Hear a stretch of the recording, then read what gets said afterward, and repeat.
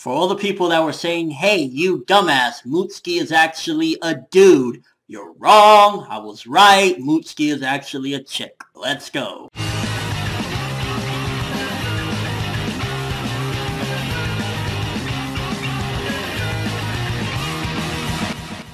So we find out in this chapter that Torso has some info on Aogiri Tree, and it seems as though they're kind of working together or something. Maybe he was once a part of them, or he is, and he kind of does his own thing from time to time because he's just like a wild savage. Although it could be that he's just buying info from them and he's repaying them. And it makes me wonder what was on that USB chip if he gave it to them as payment for them letting him know that the CCG is onto him and they're coming for him. So that definitely had me a little bit curious as to like, okay, does he have some sort of intel? And this chapter kind of confirmed as well. I think that it's not Tsukiyama because based on what we can tell from the back, because we get little glimpses of him, it doesn't really look like Tsukiyama, and this chapter kind of led it away from that because if that is Hinami there, which I'm still not 100% convinced that it is, but if it was, she would be a little bit more comfortable with him if that was Tsukiyama. She'd be like, you know, a little bit more chill and relaxed, but she was acting as though she didn't know him, and again, this is all under assumption that that is Hinami and that's not Tsukiyama, but that's what I kind of felt this chapter was kind of laying as well. This might be a whole different person, and if it is a whole different person, why shadow out his face up until now, unless it's somebody that we kind of sort of know or kind of sort of remember, or who knows, maybe it could be Amon. Although what the fuck happened to make him lose his moral compass like that? And the chapter felt like a lot of detective work. Uri and Shirazu finding out where Torso stays more or less based on a camera, finding out, you know, where the camera came from, what Immortal or whatever. I was like,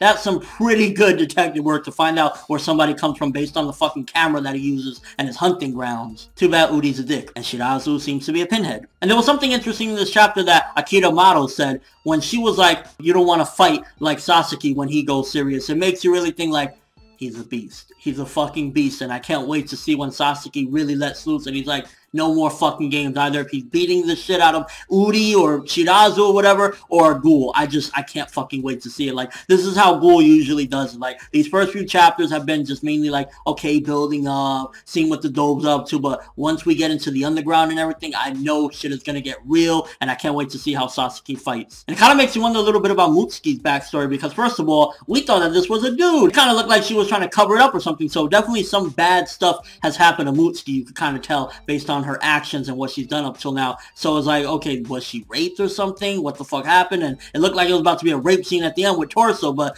for her to find out that, okay, this guy looks weird, I'm jumping in his cabin, she fucked up not listening to Sasuke. Always listen to Sasuke, alright? Unless he's like on some cannibal shit, then you might want to question it. And we get 100% confirmation that Torso is indeed a ghoul. He had the eyes and whatnot, and he just starts choking her, and he looks like he's about to rape her. So, interesting cliffhanger. This was kind of probably one of the slower chapters, I would say, in a way, of the Tokyo Ghoul remanga thus far, although we did get some really good progression. So at the same time, it's kind of like, yeah, some of the events were a little bit like sluggish, but at the end of the day, look how much we progressed. In the 30 days that we have to find Torso, not only do we pass 25 of them, Mutsuki also finds him, and I wouldn't be surprised if Sasuke has some sort of tracking on her that he's gonna find Torso, you know, ASAP. But what the fuck was on that USB chip is what's really got me like, what is it that Torso has, and could it have some sort of connection to Donata?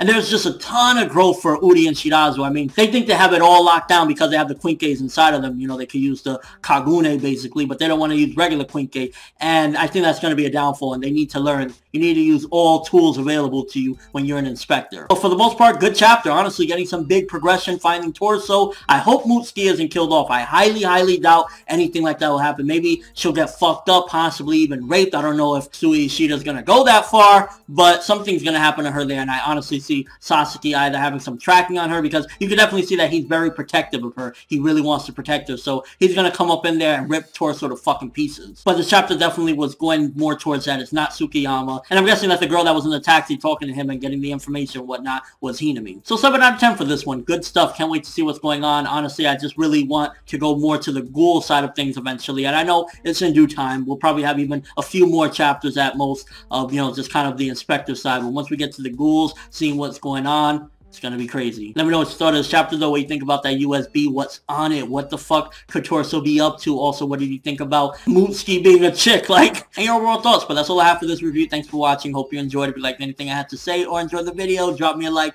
I'd greatly appreciate it. And if you haven't subscribed, if you do so as well, that'd be awesome. I'm ForneverWorld, and as always people, have an awesome day.